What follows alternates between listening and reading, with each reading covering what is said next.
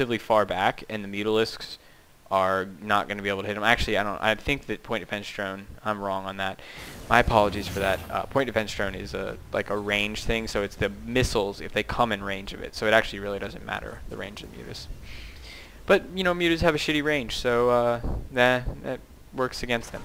Anyway, Tarson's doing a good job of spreading his forces out here. I don't really know why he's got the concave set up this way. I would like to see the concave set up just like this. Just because, I mean, he's probably going to get an attack this way. Although with the sensor tower being built here and these siege tanks, that's looking like less of an issue.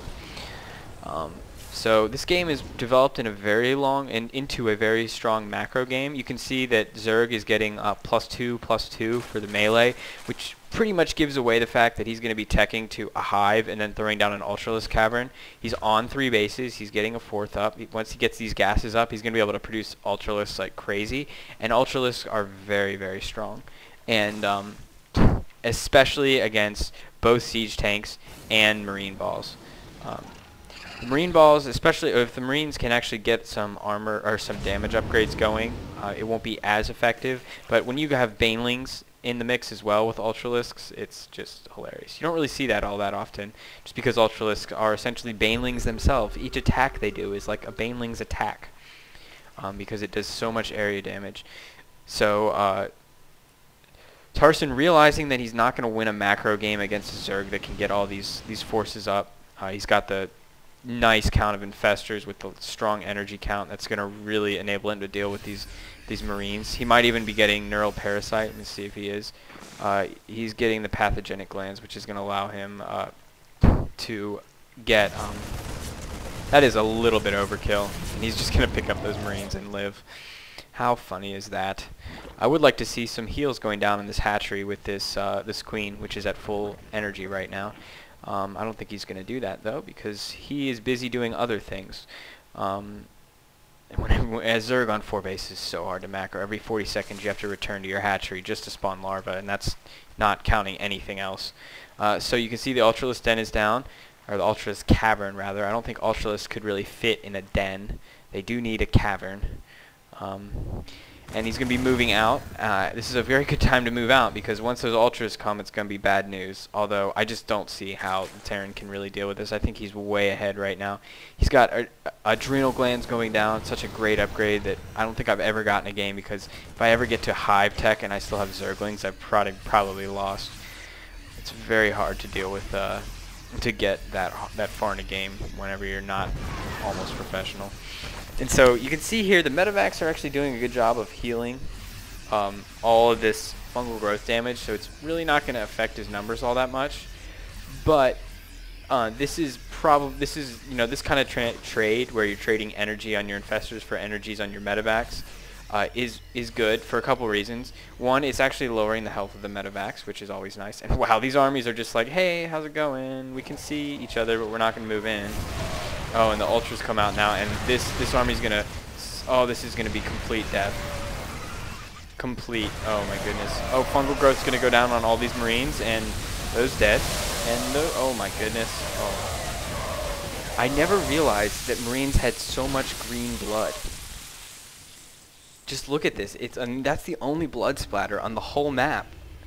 I'm so amazed that banelings are so effective at killing things that they change the color of your innards when they kill you, and that is pretty impressive. But anyway, Ultralisks super awesome when they have 4 armor upgrade, because they've got 5 armor versus the Marines, which only do 8 damage right now, and the 8 Marines are, you know, at +2. So Ultra's going to be in a good position here. The tanks, rather, are going to be in a good position here to defend this, but these Ultras really, you know, they're just like, what are you shooting at me? This is nothing. It's like a little pea shooter you've got there. And as you can see, the Zerg ground carapace is going all the way to level 3. That's so good whenever you're going Ultralisks to get your carapace all the way up to max, because 6 armor Ultralisks is just amazing. Like 6 armor a hit against any kind of low infantry unit is incredible. Not to mention units like Banshees, but you know, and other units. I can't think of any right now that do multiple shots against ground units. are just going to be even more hampered by that ridiculous armor count. So this is a good thing that a lot of Terran players do. They do drops, but then they leave their medevac with the units in them nearby so that they can deal with they can do this again. And he's not going to be able to see this doom drop coming in right here. But I imagine that when he sees it, if he doesn't panic himself, he would try and drop over here and take out these extractors. So this drop coming in could be the very end of this game. I don't really see how the Terran's going to deal with it, although there are a lot of Marines chilling in his base. There's almost, I think, 2 full groups of Marines. And these Vikings are going to pick up on this drop, but a little too late. Although I really don't think this is an all-in kind of play. I mean, obviously it's not all-in, but I don't think this is that big of a drop. He's just kind of spreading the Terran player thin. At the same time, he's obviously moving in with these Ultralisks here, but Tarson isn't going to be having any of this. He's got a lot of tanks here, and it looks as though, what are these SCVs doing? What are you doing, SCVs? You're just all going to die. Oh my gosh, this fight is just painful to watch. Fungal growth going down on the tanks.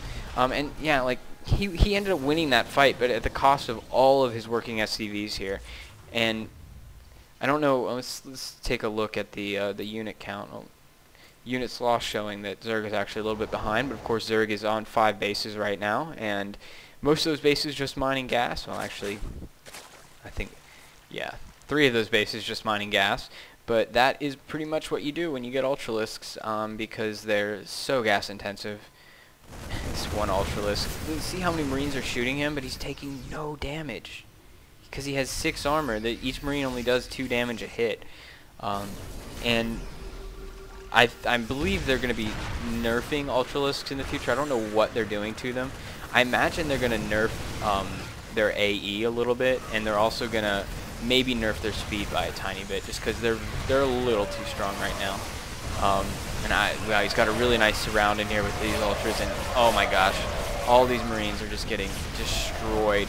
And these tanks are a little too close together. Oh, okay, there are more tanks in the back. Never mind then. Would like to see some SCVs coming to repair these whenever they move out.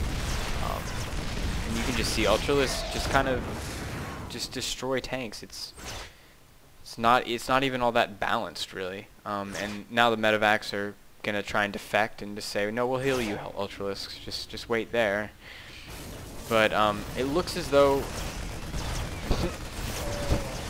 Tarson's only real effective means of fighting the Ultralisks has been SCVs.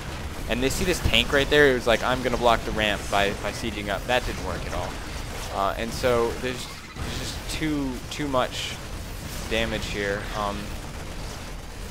The thing that is nice is that he can definitely pick up those Marines if he wants to, and then drop them elsewhere to heal them. And he's really not going to lose anything in his base unless the Ultralisks start going, like, you know, crazy on the production facilities. And so he's actually going to be able to clean this up because he has a ridiculous number of buildings with reactor add-ons, excuse me. And so, you know, the sad thing is that the only real way to deal with Ultralisks like this is to mass up siege tanks in a ridiculously large fashion, or to go like some kind of mass Thor build. The problem with that is that Ultras are really good against Thors. You need like a critical number of Thors, and you also need to use their cannon damage to really take out the Ultralisks. And I know that it doesn't actually stun them anymore, but it's still super effective against them. And I know I just said that in the Pokemon style, imagining myself playing Pokemon right now and thinking about all the awesome double damage moves. I know I just said that I play Pokemon. I'm super cool. But anyway, who doesn't really? It's still the greatest thing ever for a long trip. Which, oh man, Labor Day weekend's coming up. It's going to be so wonderful. But anyway, so this game is kind of in a stalemate. I would say that it's still in the Zerg's favor. He lost this base. I don't really remember that. It was probably a drop. A lot of stuff's going on. It's probably when I was talking about Pokemon. And there comes a point in Zerg versus Terran when the Zerg player like realizes that his Ultralisks are either winning the game or they're not. And I think that that's a really crucial point that a lot of Zergs have trouble with, and I think that Dimaga is having trouble with it right now.